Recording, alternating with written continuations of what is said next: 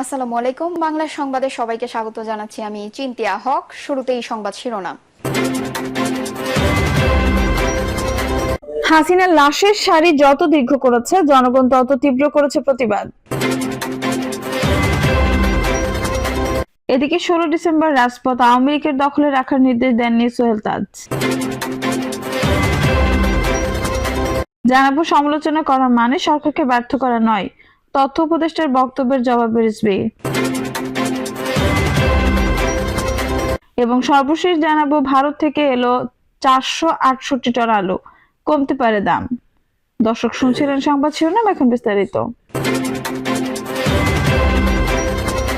হাসিনার লাশের সারি যত দীর্ঘ করেছে জনগণ তত তীব্র করেছে প্রতিবাদ।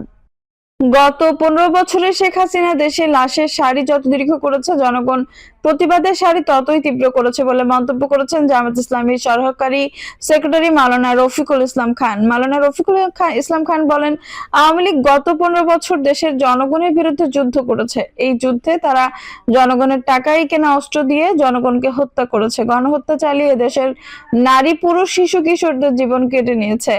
ওই যুদ্ধে আওয়ামী লীগ জনগণের কাছে পরাজিত হয়ে দেশ ছেড়ে পালিয়ে গেছে। শেখ হাসিনা তার নিজ দেশ ভারতে চলে গেছে। নুরুল ইসলাম বুলবুল বলেন, ছাত্র জনতার গণ অভ্যুত্থানে শেখ হাসিনার সঙ্গে তার 300 ভুয়া এমপি ও সব এমপিরা পালিয়ে গেছে। কোথাও তাদের দেখা যায় না। জাতীয় মসজিদের ইমামও পালিয়ে গেছে, যেটি পৃথিবীর ইতিহাসে এক বিরল ঘটনা। আওয়ামী লীগ বিচার বিভাগ সহ পুরো প্রশাসন, এমনকি মসজিদের ইমাম মুয়াজ্জিন নিয়োগে দলীয় আর আত্মীয়করণ করেছে। আওয়ামী লীগ কিয়ামত পর্যন্ত ক্ষমতা থাকতে খুন, গুম, হত্যা, হামলা, রাষ্ট্রীয় বাহিনীকে ব্যবহার করে জুলুম নির্যাতন চালিয়েছে। তারা জামায়াতকে নিষিদ্ধ করার চেষ্টা করেছে। জনগণ তাদেরকে নিষিদ্ধ করে বাংলাদেশ থেকে বিতাড়িত করে দিয়েছে। জামায়াত জনগণের মাঝে ছিল, আছে এবং থাকবে। আব্দুস সবুর ফকির বলেন, নারায়ে তাকবীর স্লোগানে শেখ হাসিনার গদি ও হৃদয় কেঁপে উঠত। তার দোসর পুলিশ কর্মকর্তা বিপ্লব কুমার সরকার সহ পুলিশের মধ্যে থাকা ছাত্রলীগ, যুবলীগের গায়ের আগুন জ্বলতো, যার কারণে তারা নারায়ে তাকবীর স্লোগান বন্ধ করতে চেয়েছিল, কিন্তু তাদের সেই স্বপ্ন আল্লাহ দেশের জনগণের মাধ্যমে পূরণ করতে দেয়নি। 16 ডিসেম্বর রাজপথ আওয়ামী লীগের দখলে রাখার নির্দেশ দেননি সোহেল তাজ। সম্প্রতি বেশ কয়েকটি ইউটিউব চ্যানেল সহ সামাজিক যোগাযোগ মাধ্যমে প্রচার করা হয় সোহেল তাজ আগামী 16 ডিসেম্বর রাজপথ আওয়ামী লীগের দখলে রাখার নির্দেশ দিয়েছেন।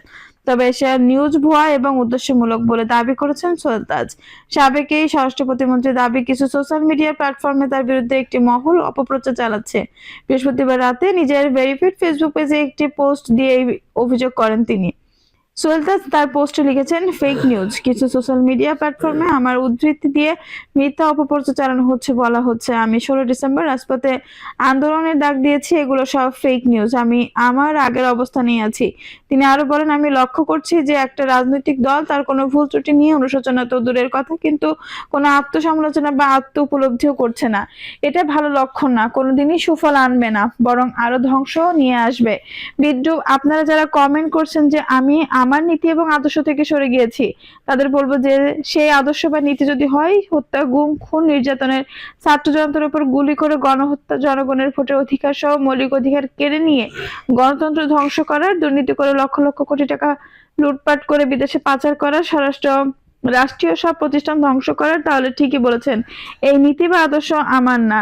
বাংলাদেশের প্রথম প্রধানমন্ত্রী তাজউদ্দিন আহমেদের ছেলে সোহেল তাজ আরো বলেন, আপনারা যারা কমেন্ট করেছেন যে আমি আমার নীতি এবং আদর্শ থেকে সরে গেছি, তাদের বলবো সেই আদর্শ বা নীতি যদি হয় হত্যা, গুম, খুন, নির্যাতনের, ছাত্র জনতার উপর গুলি করে গণহত্যা, জনগণের ভোটার অধিকার সহ মৌলিক অধিকার কেড়ে নিয়ে গণতন্ত্র ধ্বংস করার, দুর্নীতি করে লক্ষ লক্ষ কোটি টাকা লুটপাট করে বিদেশে পাচার করার, রাষ্ট্রীয় সব প্রতিষ্ঠানকে ধ্বংস করার, তাহলে ঠিকই বলেছেন, এই নীতি বা আদর্শ আমার না।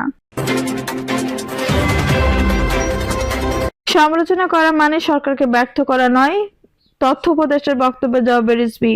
সরকারের সমালোচনা করা মানে সরকারকে ব্যর্থ করা নয় বলে মন্তব্য করেছেন বিএনপির জ্যেষ্ঠ যুগ্ম মহাসচিব রুহুল কবির রিজভী। রাজনৈতিক দলগুলো অন্তর্বর্তী সরকারকে ব্যর্থ প্রমাণ করার চেষ্টা করছে। তথ্য সম্প্রচার উপদেষ্টা এই বক্তব্য প্রতিক্রিয়া রিজভী আজ বৃহস্পতিবার সকালে দলীয় এক অনুষ্ঠানে এই মন্তব্য করেন।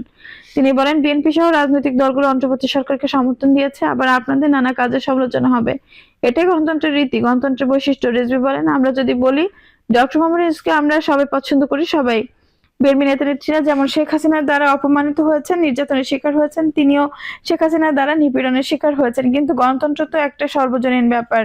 এখানে জুলাই আগস্টের বিপ্লবের আগেও তো অনেক গুম হয়েছে, দুজন এমপি গুম হয়েছে, একজন সাবেক এমপিকে পটুয়াখালীতে যুবলীগ পিটিয়ে মেরে ফেলেছে, কত ছাত্র যুবককে ক্রসফায়ার দেওয়া হয়েছে। আমরা তো একজন গুণী মানুষ হিসেবে দেশের একজন বরেণ্য সব মানুষের শ্রদ্ধেয়, তিনি তো একদিনেরও এ প্রতিবাদ করেননি, একটা স্টেটমেন্ট দেননি। কিন্তু ওনাকে যখন মামলা দেওয়া হয়েছে, বিএনপি কিন্তু ওনার জন্য বিবৃতি দিয়েছে। এই প্রসঙ্গে 1915 সালে বিশ্বকবি রবীন্দ্রনাথ ঠাকুরের ব্রিটিশ সরকারের দেওয়া নাইটহুড উপাধি ত্যাগের ঘটনার উল্লেখ করেন রিজভী। তিনি বলেন, আমি এই কারণেই বলছি, ভারতের সম্ভবত 1919 সালে জলিয়ান ওয়ালবাগে ইংরেজ সৈনিকরা নির্বিচারে গুলি চালিয়ে অসংখ্য ভারতীয়কে হত্যা করে। এর প্রতিবাদে রবীন্দ্রনাথ ইংরেজদের দেওয়া খেতাব পরিত্যাগ করেছিলেন। কিন্তু গোটা জাতি তো প্রত্যাশা করেছিল ডক্টর মোহাম্মদ ইউনূস সাহেব, যিনি নিজেও শেখ হাসিনার দ্বারা নির্যাতিত, তিনি গণতান্ত্রিক আন্দোলনে কমপক্ষে একটি বিবৃতি দেবেন। তথ্য উপদেষ্টার বক্তব্য প্রসঙ্গে রিজভী বলেন, সরকারের একজন উপদেষ্টা বলেছেন, অন্তর্বর্তী সরকারকে রাজনৈতিক দলগুলো ব্যর্থ করতে চাইছে। আমার মনে হয় অন্তর্বর্তী সরকারের একজন উপদেষ্টা এই ধরনের কথা বলা সমীচীন নয়। কারণ এই যে গণতন্ত্র শেখ হাসিনা আটকে দিয়েছে, কথা বলার স্বাধীনতা যিনি টুটি চেপে ধরেছিলেন, আইনের শাসককে যিনি আজিমপুর গোরস্থানে কবরস্থ করেছিলেন, বিচার বিভাগের স্বাধীনতাকে তিনি ভাসিয়ে দিয়েছিলেন বঙ্গোপসাগরে, আপনাদের কথা সেই শেখ হাসিনার মতো হবে কেন? সরকার উপদেষ্টাদের উদ্দেশ্যে বিএনপির এই নেতা আরো বলেন, দেশ গণতন্ত্রের পথে যে যাত্রা শুরু করেছে, আপনারা তাকে সহায়তা করবেন। এই মুহূর্তে যখন দেশ সংকটে পড়েছে, অন্তর্বর্তী সরকার প্রধান উপদেষ্টা ডক্টর মোহাম্মদ ইউনূসের সবার সঙ্গে কথা বলে তিনি জাতীয় ঐক্যের এই বৈশিষ্ট্য দেখিয়েছেন, তাদের সবাই একাত্ম ঘোষণা করেছে। বিএনপি সহ রাজনৈতিক দলগুলো সরকারকে সমর্থন দিয়েছে। আবার আপনাদের নানা কাজে সমালোচনা হবে, এটাই তো গণতন্ত্রের রীতি, গণতন্ত্রের বৈশিষ্ট্য। সমালোচনা ভুল সংশোধনের সুযোগ তৈরি হয় জানিয়ে বিএনপির জ্যেষ্ঠ যুগ্ম মহাসচিব বলেন, আপনার প্রতিদিনের কাজ যদি সমালোচনা হয়, আপনি নিজেই নিজের ভুল বুঝতে পারবেন। ইউরোপ, আমেরিকা সহ পৃথিবীর উন্নত গণতান্ত্রিক দেশগুলো এটাই চর্চা করে, সমালোচনা করা মানে সরকারকে ব্যর্থ করা না। এই ধরনের কথা একজন উপদেষ্টার মুখে থেকে আসা কখনোই ঠিক হয়নি। ভারতের সমালোচনা করে রুহুল কবির রিজভী বলেন, আজকে প্রতিটি স্বৈরশাসকের জন্য ভারত মায়া কান্না করছে, তারা বাংলাদেশের বিরুদ্ধে নানা অপপ্রচার করছে। এই যাত্রাবাড়িতে শত শত মানুষ হত্যা করা হয়েছে, এখানেই তো অনেক মন্দির আছে, সেখানে কোনো হামলা হয়েছে? কোনো হিন্দু সম্প্রদায়ের উপর হামলা হয়েছে? এসব ঝুমজাল সৃষ্টি করে তারা গণধিক্কৃত আওয়ামী লীগকে আবার ফিরিয়ে আনতে চায়। তিনি বলেন, অপপ্রচার দিয়ে, অপতথ্য দিয়ে ধ্রুমজাল তৈরি করা যায়, কিন্তু সেই ধ্রুমজাল কেটে যায়। ভারত থেকে এলো 468 টন আলু, কমতে পারে দাম। সিন্ডিকেটের কবলে থাকা দেশের আলুর বাজার নিয়ন্ত্রণে ভারত থেকে বেনাপোল বন্দরে এলো 468 মেট্রিক টন আলু।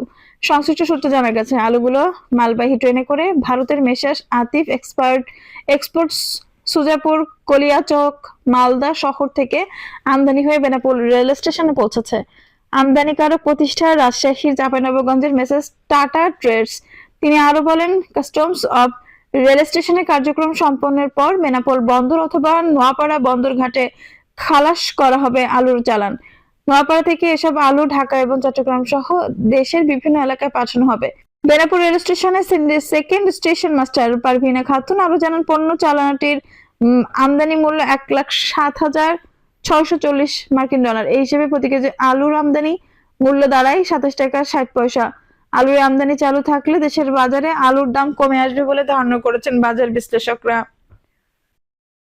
দর্শক, এই ছিল এখনকার সর্বশেষ সংবাদ। নিউজটা ভালো লাগলে অবশ্যই একটা লাইক দিন, কমেন্টে আপনার মূল্যবান মতামত জানান। সবসময় আমাদের পাশে থাকতে সাবস্ক্রাইব করে বেল বাটনটি অন করে রাখুন। ধন্যবাদ।